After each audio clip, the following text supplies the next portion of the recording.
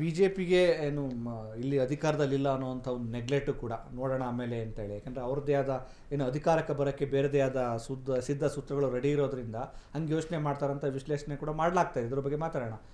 ದಿಲೀಪ್ ಅವರೇ, ಇರೋ ಸಮಸ್ಯೆಗಳನ್ನು ಫೈಂಡ್ ಔಟ್ ಮಾಡಿ ಬಗೆಹರಿಸ್ಕೊಳ್ದೇ ಇದ್ರೆ ಅದೇನಾಗುತ್ತೆ ಅಂತಂದರೆ ಅಸ್ತಿತ್ವಗಳೇ ಅಲ್ಲಾಡಿ ಹೋಗುತ್ತವೆ ಅನ್ನುವಂಥದ್ದು. ನೋಡಿ, ಕಳೆದ ಏನು ಬೈ ಎಲೆಕ್ಷನ್ನಲ್ಲಿ ತುಂಬ ಕಾನ್ಫಿಡೆನ್ಸಲ್ಲಿದ್ರಿ, ನಿಮಗೆ ಏನು ವಕ್ಫ್ ವಿವಾದ ಇತ್ತು, ಆಮೇಲೆ ಸರ್ಕಾರದ ವಿರುದ್ಧದ ಏನು ವಾಲ್ಮೀಕಿ ನಿಗಮದ ಹಗರಣ ಇತ್ತು, ಮೂಢ ವಿಚಾರ ಇತ್ತು. ಆ ಎಲ್ಲ ಅಸ್ತ್ರಗಳನ್ನ ಇಟ್ಟುಕೊಂಡು ಕೂಡ ನೀವು ಜನರ ಮುಂದೆ ಹೋದಾಗ ನಿಮಗೆ ಅದು ಗೆಲುವಾಗಿ ಮಾರ್ಪಾಟು ಆಗಲಿಲ್ಲ. ಈಗ ಒಂದು ಪ್ರಶ್ನೆ ಶುರುವಾಗಿದೆ, ಕುಟುಂಬದ ರಾಜಕಾರಣ ಅಂತ. ಈಗ ನೋಡಿ, ಅಧಿಕಾರ ಯಾರಿಗೂ ಶಾಶ್ವತ ಅಲ್ಲ. ಆಮೇಲೆ ನೀವು ಅಧಿಕಾರವನ್ನು ಹೊಸ ತಲೆಮಾರಿಗೆ ವರ್ಗಾವಣೆ ಮಾಡಬೇಕಾಗತ್ತೆ, ಕುಟುಂಬಕ್ಕಲ್ಲ. ಈ ನಿಟ್ಟಲ್ಲಿ ಈ ರಾಜ್ಯ BJPಗೆ ಒಂದು ಸರಿಯಾದ ಸೂಕ್ತ ನಾಯಕರನ್ನು ಆಯ್ಕೆ ಮಾಡುವಲ್ಲಿ ಹೈಕಮಾಂಡ್ ಎಡವಿತು ಅಂತ ನಿಮ್ಗೆ ಅನ್ಸುತ್ತಾ ಅಂತ? ಸರ್ ನೋಡಿ, ಈಗ ಉಪಚುನಾವಣೆ ಸೋಲು ಅಂತ ಬಂದಾಗ ಉಪಚುನಾವಣೆ ಸೋಲು ಅಂತಕ್ಕಂಥದ್ದು ಇದ್ಯಾವುದು ಈ ಬಡಿದಾಟದಿಂದ ಆಗಿರೋದಲ್ಲ. ಉಪಚುನಾವಣೆ ಅಂತಕ್ಕಂಥದ್ದು ಅವತ್ತಿನ ಸರ್ಕಾರ ಯಾವುದಿರುತ್ತೋ ಅದು ಪರವಾಗಿ ಬರ್ತಕ್ಕಂಥದ್ದು. ನೀವು ನೋಡಿದ್ದೀರಾ, ಕಳೆದ ಉಪಚುನಾವಣೆಯಲ್ಲಿ ಅಂದರೆ ಕಳೆದ ನಮ್ಮ ಸರ್ಕಾರದ ಉಪಚುನಾವಣೆ 18 ಶಿಗ್ಗಾವಿ ತುಂಬಾ ಕಾನ್ಫಿಡೆನ್ಸ್ ಅಲ್ಲ. ಶಿಗ್ಗಾವಿ ಒಂದು ಏನು ಕಾರಣ ಅಂತಂದ್ರೆ ಮೇನು ಅಲ್ಲಿದ್ದಂಥ ಅಲ್ಪಸಂಖ್ಯಾತ ಓಟ್ಗಳು 55,000, ಸುಮಾರು 55,000 ಓಟ್ಗಳು ಲಾಸ್ಟ್ ಟೈಮ್ ಇತ್ತಲ್ಲ. ಲಾಸ್ಟ್ ಟೈಮ್ ನೀವು ಗೆದ್ದಿದ್ರಿ ಅಲ್ಲ, ಗೆದ್ದಿದ್ದು. ಬಟ್ ಆ ಕಳೆದ ಬಾರಿ ಅಲ್ಪಸಂಖ್ಯಾತ ಓಟ್ಗಳು ಬೊಂಬಾಯಿನವ್ರಿಗೆ ಬರ್ತಾ ಇದ್ದು. ಬಟ್ ಈ ಬಾರಿ ವಕ್ಫ್ ವಿಚಾರ ಅಂತ ಬಂದಾಗ ಅಲ್ಲಿ ಹೋಗಿ ಜಮೀರ್ ಅಹಮದ್ ಅವರು ಇನ್ಚಾರ್ಜ್ ತೆಗೆದುಕೊಂಡಿದ್ದು. ಆ ವಕ್ಫ್ ವಿಚಾರದಲ್ಲಿ ಅವ್ರು ಒಗ್ಗಟ್ಟಾಗಲಿಲ್ಲ, ಅವ್ರು ಒಗ್ಗಟ್ಟಾಗಲಿ. ಈ ವಿಚಾರ ಬಿಡಿ.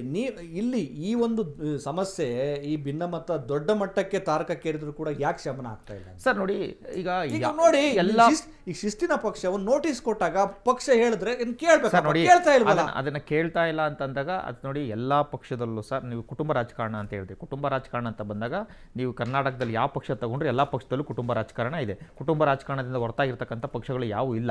ಮತ್ತು ಇನ್ನೊಂದು ಶಿಸ್ತಿನ ವಿಚಾರದಾಗ ಬಂದ್ರಿ ಸರ್. ನೋಡಿ, ಈಗ ಬಣ ರಾಜಕಾರಣ ಅಂತ ಬಂದಾಗ ಎಲ್ಲೂ ಈಗ ಕಾಂಗ್ರೆಸ್ನಲ್ಲಿ ಬಣ ರಾಜಕೀಯ ಇಲ್ಲ ಅಂತ ನಾವೇನು ಹೇಳಲಿಕ್ಕಾಗಲ್ಲ, ಅಥವಾ JDSನಲ್ಲಿ ಇಲ್ಲ ಅಂತ ಹೇಳಲಿಕ್ಕಾಗಲ್ಲ, BJPನಲ್ಲಿ ಇಲ್ಲ ಅಂತ ಹೇಳಲಿಕ್ಕಾಗಲ್ಲ. ಆಯಾ ಸಮಯದಲ್ಲಿ ಆಯಾ ಕಾಲಘಟ್ಟದಲ್ಲಿ ನಮ್ಮ ಹಿರಿಯರು ಏನೇನು ತೀರ್ಮಾನ ತೆಗೆದುಕೊಳ್ಬೇಕು ತೆಗೆದುಕೊಳ್ತಾರೆ. ಮತ್ತು ಯಾವುದೇ ಕಾರಣಕ್ಕೂ ಇವ್ರು ಹಿಂಗೆಲ್ಲ ಆಡ್ತಿರೋರನ್ನ ಯಾರನ್ನೂ ಸುಮ್ಮನೆ ಇಲ್ಲ. ಪ್ರತಿಪಕ್ಷವಾಗಿ ಮೇಜರ್ ಆಗಿ ನೀವು ಸರ್ಕಾರವನ್ನು ಅಟ್ಯಾಕ್ ಮಾಡೋದೇ ಆಗಿದ್ರೆ ಯಾವೆಲ್ಲ ವಿಚಾರಗಳಲ್ಲಿ ಮಾಡಬಹುದಿತ್ತು ಅದನ್ನ ಹೇಳಿ ಸರ್. ನಾವು ಖಂಡಿತ ಈಗ ಪ್ರತಿಪಕ್ಷ ಯಾವ ಅಸ್ತ್ರ ಇದೆ ನಿಮ್ಮ ಹತ್ರ? ಪ್ರತಿಪಕ್ಷ ಆಗಿ ಮಾಡ್ತಾ ಇರ್ತಕ್ಕಂಥದ್ದು ಏನೇನು ಬಿಜೆಪಿಯವರು ಕಾಂಗ್ರೆಸ್ ಮಾಡಿರ್ತಕ್ಕಂಥ ಭ್ರಷ್ಟಾಚಾರ ಆಗಿರ್ಬೋದು, ಏನೇನು ಮಾಡಿದ್ರೆ ಅದ್ರ ವಿರುದ್ಧವಾಗಿ ಹೋರಾಟ ದಿನನಿತ್ಯ ನಡೀತಾ ಇದೆ. ನಾವು ಯಾವುದೇ ಕಾರಣಕ್ಕೂ ಈಗ ನೋಡಿ, ನೀವು ಎಲೆಕ್ಷನ್ ರಿಸಲ್ಟ್ ಇತ್ತು ನಿಮ್ದು 23ನೇ ತಾರೀಕು ಎಲೆಕ್ಷನ್ ರಿಸಲ್ಟ್ ಇತ್ತು. 22ನೇ ತಾರೀಕು ನಮ್ಮ ಭೂಮಿ ನಮ್ಮ ಹಕ್ಕು ಅಂತ ಹೋರಾಟ ಮಾಡ್ತೀವಿ.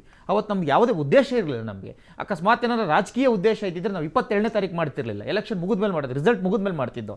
ಅಂದರೆ ಇಲ್ಲಿ ನಾವು BJP ಯಾವತ್ತು ಸೈದ್ಧಾಂತಿಕವಾಗಿ ಬಂದಿರತಕ್ಕಂಥ ಒಂದು ಸಿದ್ಧಾಂತವನ್ನು ಮುಂದೆ ಇಟ್ಟುಕೊಂಡು ಒಂದು ಗುರಿ ಇಟ್ಟುಕೊಂಡು ಒಂದು ಈ ಮಾಡುವ ಆಡಳಿತ ಪಕ್ಷ ಮಾಡ್ತಾ ಇರ್ತಕ್ಕಂಥ ಒಂದು ಕೆಲವು ಭ್ರಷ್ಟಾಚಾರಗಳನ್ನ, ಕೆಲವು ತಪ್ಪುಗಳನ್ನು ನಾವು ತಿಳಿಸ್ಪಡಿಸೋದಕ್ಕೆ ಮಾಡ್ತಾ ಇರ್ತಕ್ಕಂಥ. ಮತ್ತು ಯಾವುದೇ ಪಕ್ಷ ಆಗಲಿ ಸರ್, ಈಗ ಕಾಂಗ್ರೆಸ್ ಅಂತಲೇ ತಗೊಳ್ಳಿ, ಒಂದು ಸ್ಟೇಟ್ ಕಮಿಟಿ ಅಂತ ಇರುತ್ತೆ ಅಂತಂದಾಗ ಅದಕ್ಕೊಂದು KPCC ಅಧ್ಯಕ್ಷ ಅಂತ ಮಾಡಿರ್ತಾರೆ. BJPನಲ್ಲೂ ಸಹ ಅದನ್ನು ಅಧ್ಯಕ್ಷರು ಅಂತ ಮಾಡಿದ್ದಾರೆ. ಆ ಅಧ್ಯಕ್ಷರ ಮಾತನ್ನು ಕಾಂಗ್ರೆಸ್ನವರು ಕೇಳಬೇಕಾಗುತ್ತೆ, ಮತ್ತು BJPಯವರು ಕೇಳಬೇಕಾಗುತ್ತೆ. ಅದು ಅವರ ಹಕ್ಕು. ಅವ್ರಿಗೇನಾದ್ರೂ ವೈಮನಸ್ಸಿದ್ರೆ ಅವ್ರು ಮಾತಾಡಬೇಕಾಗಿರೋದು ಇಲ್ಲಲ್ಲ ಸರ್, ಬೀದಿಲೆಲ್ಲ ಹರ್ಚಾಡೋದಲ್ಲ. ಅವ್ರು ಮಾತಾಡಬೇಕಾಗಿರೋದು ಮೇಲೆ ಹೋಗಿ ಹೈಕಮಾಂಡಲ್ಲಿ ಮಾತಾಡಬೇಕಾಗುತ್ತೆ. ಅದು ಅವರ ಒಂದು ವಿವೇಚನೆ. ಅದು ನನಗೆ ಅಲ್ಲಿ ಮೋಸ ಆಗ್ತಾ ಇದೆಯಾ? ಈಗ ಯತ್ನಾಳವ್ರು ಮಾತಾಡ್ತಾರಲ್ಲ, ಯತ್ನಾಳವ್ರು ಮೋಸ ಆಗಿದೆಯಾ, ಹೋಗಿ ಮಾತಾಡಿ ಮೇಲ್ಗಡೆ, ನನಗೆ ಮೋಸ ಆಗಿದೆ ಸ್ವಾಮಿ, ನನಗೆ ನ್ಯಾಯ ಕೊಡಿಸಿ ಅಂತ. ಆದಿ ಬೀದಿನಲ್ಲಿ ಮಾತಾಡೋದು ಅದು ಸರಿಯಲ್ಲ. ಯಾವ ಪಕ್ಷನೂ ಸರಿಯಲ್ಲ. ಈ JDSನಲ್ಲೂ ಸಹ GT ದೇವೇಗೌಡರು ಬಂದು ಆದಿ ಬೀದಿನಲ್ಲೆಲ್ಲ ಮಾತಾಡ್ತಾ ಇದ್ದಾರೆ. ಇದು ಯಾವ ಪಕ್ಷದ್ದು ಸರಿಯಲ್ಲ. ಸೊ ಅವ್ರು ಮಾಡಬೇಕಾಗಿರೋ ಕೆಲಸ, ನೋಡಿ ನಮ್ಗೆ ಈ ಥರ ಮೋಸ ಆಗಿದೆ, ನೀವೇನೋ ತಪ್ಪು ಮಾಡಿದಿರಿ, ನೀವು ವಿಜಯೇಂದ್ರ ಅವ್ರನ್ನ ಕುಡಿಸ್ಬಿಟ್ಟು ತಪ್ಪು ಮಾಡಿಬಿಟ್ಟಿದ್ದೀರಿ, ನನ್ನನ್ನು ಮಾಡಬೇಕಾಯ್ತು ರಾಜ್ಯಾಧ್ಯಕ್ಷನ ಅಂತೇಳಿ ಯತ್ನಾಳವರು ಮೇಲ್ಗಡೆ ಮಾತಾಡಬೇಕು. ಈ ರೀತಿ ಸಮಸ್ಯೆ ಉಂಟಾಗೋದ್ರಿಂದ ನಿಮಗೆ ಯಾವ ರೀತಿ ಡ್ಯಾಮೇಜ್? ನಮಗೆ ಇದರಿಂದ ಡ್ಯಾಮೇಜ್ ಆಗುತ್ತೆ ಅಂತ ನನಗೆ ಅನಿಸ್ತಾ ಇಲ್ಲ. ಯಾಕೆಂತಂದರೆ ನಮ್ಮ ರಾಜ್ಯದಲ್ಲಿ BJP ಕಾರ್ಯಕರ್ತರು ಅಕ್ಸೆಪ್ಟ್ ಮಾಡ್ಕೊಂಡಿದ್ದಾರೆ. ರಾಜ್ಯಾಧ್ಯಕ್ಷ ಅಂತಂದರೆ ಇಟ್ಸ್ ನಾಟ್ ಒಂದು ಏನದು ಹುದ್ದೆ ಅಲ್ಲ, ಅದೊಂದು ಜವಾಬ್ದಾರಿ, ಒಂದು ಸಂಘಟನಾತ್ಮಕ ಜವಾಬ್ದಾರಿ. ಕಳೆದ ಬಾರಿ ಕಟೀಲ್ರವರು ಸಹ ರಾಜ್ಯಾಧ್ಯಕ್ಷರಾಗಿದ್ದರು 4 ಬಾರಿ. ಬಟ್ ಆದರೆ ಕಟೀಲ್ರವರು ರಾಜ್ಯಾಧ್ಯಕ್ಷರಾಗಿದ್ದಾರೆ ಅಂದ ತಕ್ಷಣ ಸಂಪೂರ್ಣವಾಗಿ ಪಕ್ಷವನ್ನು ಅವ್ರು ತೊಗೊಂಡ್ಬಿಟ್ರು ಕಂಟ್ರೋಲ್ಗೆ ಅಂತ ಅಲ್ಲ. ಅವ್ರು ಕೆಲಸ ಮಾಡಿದ್ರು 4 ವರ್ಷ, ಆದ್ರೂ ಸಹ ಅವ್ರಿಗೆ ಟಿಕೆಟ್ ಸಿಕ್ಕಲಿಲ್ಲ. ಅಂದರೆ ಅರ್ಥ ಮಾಡ್ಕೊಳ್ಳಿ, ನಮ್ಮಲ್ಲಿ ರಾಜ್ಯಾಧ್ಯಕ್ಷ ಆದ್ರೂ ಸಹ ನೆಕ್ಸ್ಟ್ ಟಿಕೆಟ್ ಸಿಗುತ್ತೆ ಅಂತ ಗ್ಯಾರಂಟಿ ಇಲ್ಲ. ಅಂದರೆ ಇವತ್ತು ವಿಜಯೇಂದ್ರ ರಾಜ್ಯಾಧ್ಯಕ್ಷ ಆಗ್ಬಿಟ್ಟಿದ್ದಾರೆ ಅಂದರೆ ಮುಂದೆ ಮುಖ್ಯಮಂತ್ರಿ ಆಗ್ಬಿಡ್ತಾರೆ, ನೆಕ್ಸ್ಟ್ MP ಆಗ್ಬಿಡ್ತಾರೆ, ಮಿನಿಸ್ಟರ್ ಆಗ್ಬಿಡ್ತಾರೆ ಅಂತಲ್ಲ.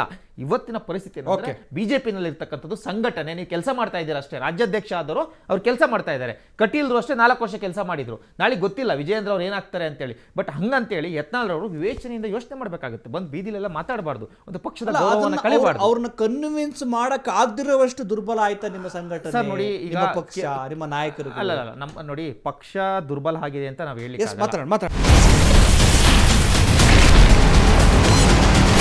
Ashwavega English News. Coming soon. Your channel, your voice, your trust.